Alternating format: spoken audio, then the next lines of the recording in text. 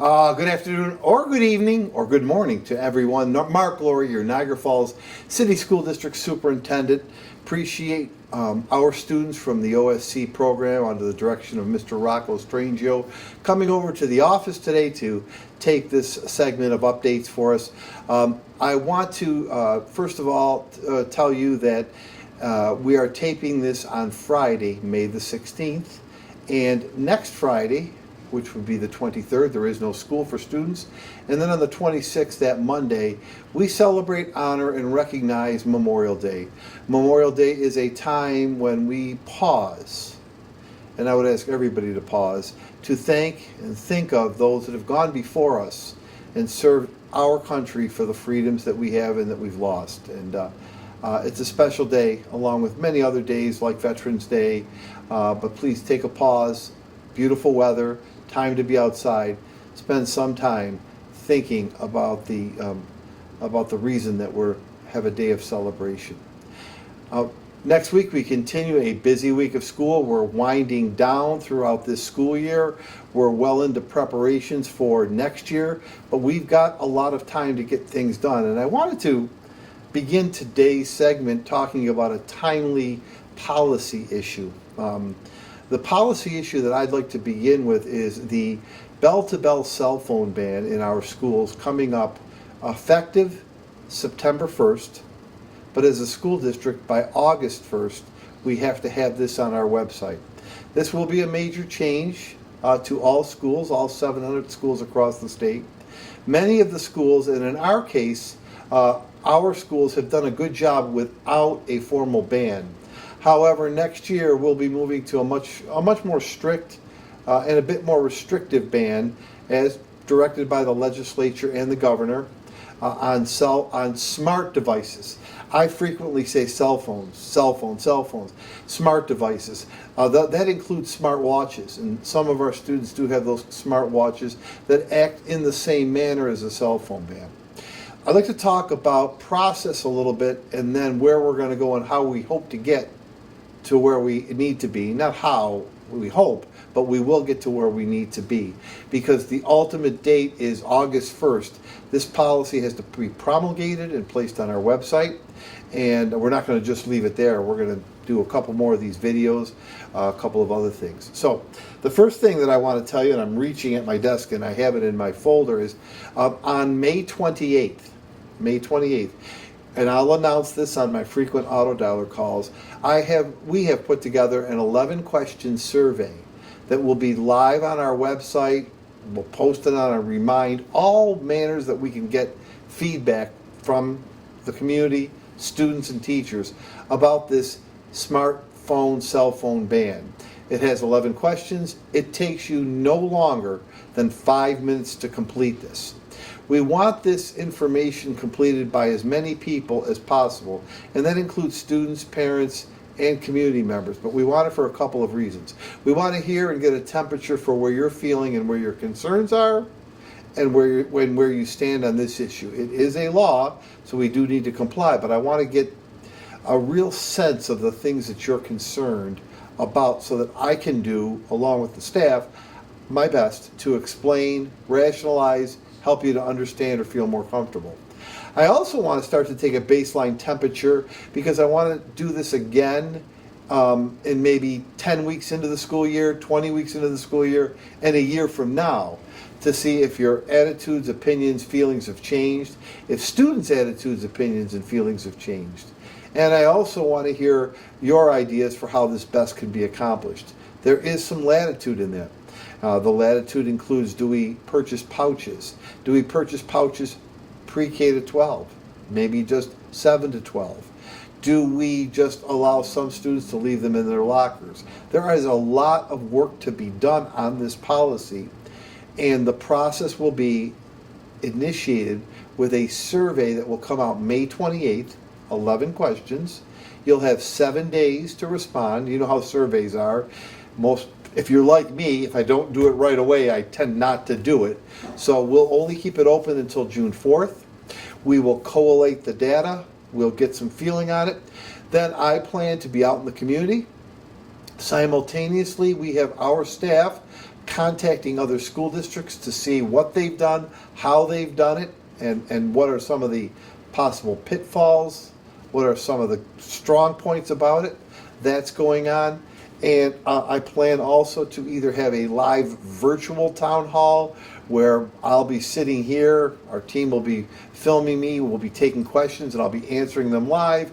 Or I know this is a time when a lot of people don't like to be inside buildings, but I will make myself available at schools if you'd like to come in, and we'll have an hour and a half to just chat and have conversation about it. Please know of the importance of this. This is probably the biggest policy change that we're facing next year, and it has to be done by August 1st. It's not a lot of time, and I do want to get stakeholder feedback. I really do want to hear what you have to say. It all begins on our website, May 28th, closes June 4th, 11 questions, and I guarantee you it won't take you more than 5 minutes. And I'm going to be asking you through many methods of communication to participate in that. We'll get it together. We'll do it for the best of everyone. I know you can't please everyone in these situations, and I know there's unanswered questions, but I want to get the unanswered questions in a group so we can make statements about them, and we'll move forward together. We will move forward and solve this together. Changing policy topics. This coming Tuesday, which is May 20th, there is a school board election and budget vote. There are 2 open board seats, 5 candidates running. You are allowed to select on your ballot up to 2 candidates. You also will be asked to vote yes or no on the school district budget. The budget has no tax levy increase. It cuts no staff members, no reductions in force. It eliminates or changes no programming. And as a matter of fact, there are some small additions to programming. So it's a very balanced, flat, responsible budget. Tax levy doesn't go up. As my 9th year as a superintendent, this is 9 years when that's been the case. We take pride in that. We know every dollar counts for our community. You have a chance to vote yes or no on that. That is your call, your right. Please note, if the budget passes, it needs to pass by one more than 50%. So 50% plus 1 passes the budget. If the budget were to fail, we would go to a contingency budget, and all that would do is eliminate $233,500 from the budget. What would be eliminated? The use of school facilities. We think our schools are community schools. We let groups, individuals, teams use our fields, we can't do that without full pay up front. We would have to go back to transportation at 1.5 miles, and there are some supplies that we can no longer buy for children. So that would be the $233,500 that would be cut. Your choice in how do you vote. I legally can't tell you what to do. I can legally only tell you that information. So exercise your right. 11 a.m. to 8 p.m., all 21 of the normal polling sites that you go to. So if it was a general election, a presidential election, a city election, wherever you vote, that's where you vote in the school board election. There is no early voting. If you have any questions about voting, contact our district clerk, Judy Glasser. Her number is 716-286-4204. 716-286-4204. Contact Judy. She is a wealth of knowledge, and she'll be able to answer any of your voting questions. But remember, it's Tuesday. Just as an aside, 13 of our Niagara Falls High School students will be at polling sites. Why? They're learning to become poll workers. Actually, they already are poll workers. They are trained, paid poll workers as part of their civic learning and as part of their growth, and we're happy as part of our pathways to have them. When we come back at the end of May, a couple of things to note. Thursday, the 29th of May, and I'll say this in an upcoming video, but Thursday, we are celebrating 25 years of Niagara Falls High School. 6 to 8 o'clock, there will be a small presentation, a movie or video that our students from the OSC have put together working over 1 year. on the history of the high school. It's really cool. It's really well done. I was the principal of Niagara Falls High School in 2000 when the school opened. I can't believe it's 25 years. We've already replaced the roof once, the heating and cooling system once. I can't believe it. We're going to try to bring back all of the original teachers who were there.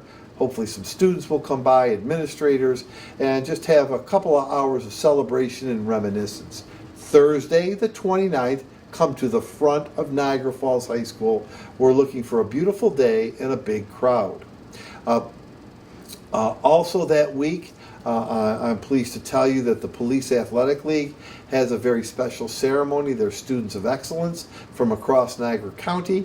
But more importantly, our dear friend who we lost this year, the late Robert D. Francesco, will be honored with a plaque in the Performing Arts Center of Niagara Falls High School. He deserves it. His family deserves it. Bobby D., as he was known, was one of the original principals of Niagara Falls High School, and the timing of this is really kind of special. So get to the high school that week. I want to give a call and a shout out to our athletic teams.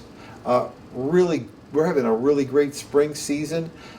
I want to call on two golfers, Peyton Hutchinson and Salvatore Constantino Jr., both qualified for the state sectionals, did very well on a very difficult golf course. Peyton finished 15th place, which is pretty awesome on a very tough course, as I said. But I also want to call on our high school baseball team. They're having a great year. At this time of taping, they have a record of 12 wins and 2 losses. We have an excellent baseball team with a great chance to go very far, but they're doing something really neat tomorrow, Saturday the 17th, and on Tuesday the 20th. They're doing throwback baseball days. What does that mean? They're going to wear the jerseys of our 3 former schools. Trot, Niagara Falls High School, which was the Power Cats and not the Wolverines, and LaSalle, which were the Explorers. So each game they'll don a different jersey, they'll wear the old-time pants and socks. The coaches from those teams back when LaSalle Trot and Niagara Falls High School Power Cats were in existence will be there to throw out the first pitch. We're hoping for alumni to come back, and we're hoping that this becomes a tradition with some of our other sports teams. I'd love to do this for football and have a football game with the old uniforms on. They do it in the pros, and our baseball team is going to do this for our high schools. I'm going to be out there tomorrow, the 17th, at 1 o'clock when they wear their throwbacks, and I think it's just going to be fun. I'm really proud of the baseball team, as I am with all the sports, but thanks to Coach Rob Augustino for baseball for really leading this charge and this vision. Great job, Coach and staff. We're proud of your record. We're proud of the way that your team conducts themselves, and we're really proud of Throwback Days, something to look forward to. As I said, our students today finish up their advanced placement exams. They are now moving into Regents exams.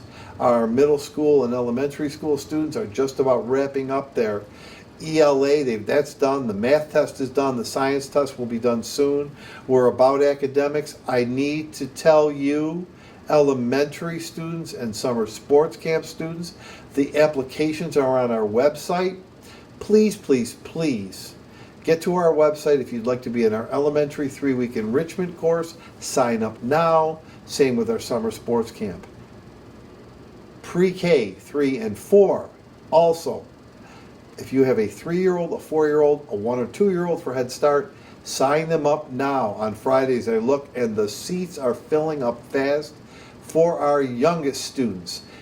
Applications are available in all of our schools. Get there, fill it out, and let's fill our classes up. They're filling up awfully fast. We are coming to busy season at the high school, especially at the close of all of our other schools. A lot of events, activities coming up. Students, stay calm, stay safe, stay focused. Parents, we thank you so much for trusting with us with your students. The message this week is election, budget vote on Tuesday. Be ready for a cell phone questionnaire coming out, and then you'll hear much more about the cell phone bell to bell. So what does that mean? It means from, let's use round times, 8 o'clock to 3 o'clock. no cell phones can be out in schools. And it's just school events only, school time only on school and we have to decide what we need to tell students. Keep them in your lockers, don't bring them in, keep them in your coats. Here's a pouch for you. We have to decide how that best is to work. No final decisions have been made. We need your input and we need it fast. A lot of talking. Mark Laurrie, proud to tell you I'm your superintendent. Thank you so much for hopefully enjoying and learning something from these videos. We appreciate our OSC students. Go Mr. Strangeo's crew over there. Thank you to the gentleman who came to my office today to save me a few steps. Have a wonderful, safe weekend. Happy Memorial Day if we don't speak to you till then. Remember those that have gone before us. Stay healthy, stay positive, and we thank you for believing in the Niagara Falls schools.